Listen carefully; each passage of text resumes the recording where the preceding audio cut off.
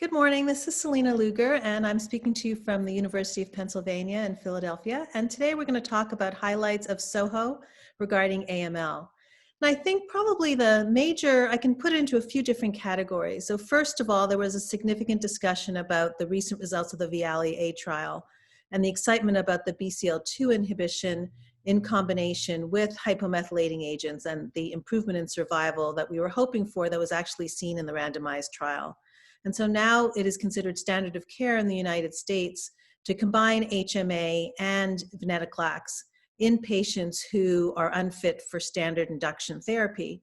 But the question that it opens up is, are there even patients who are fit for induction therapy who would benefit from a combination of HMA and venetoclax rather than standard induction therapy? And so that's a question that hopefully we'll answer in the future, but was brought up on several occasions during this meeting.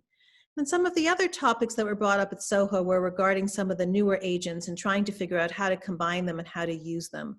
So we now have several targeted agents that are available to us, IDH inhibitors as well as FLT3 inhibitors, both ones that have been approved and ones that are being studied. And there's a question of how those can be combined either with each other or perhaps with standard chemotherapy. And then the other area that came up in SOHO this year was the recent approval of an oral hypomethylating agent as maintenance therapy for AML. This is the first time that a trial has actually shown a survival benefit with maintenance therapy.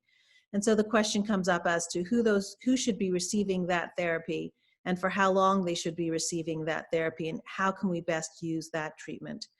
And I guess the last thing that was brought up at SOHO that I'd like to mention is trying to understand the role of immunomodulation and immunotherapy in AML.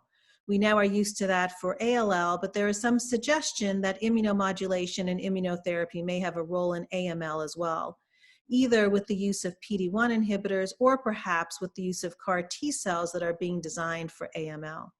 So I think those were the interesting topics and subjects that were brought up at SOHO this year, and we look forward to seeing more research into those areas in the future. Thank you.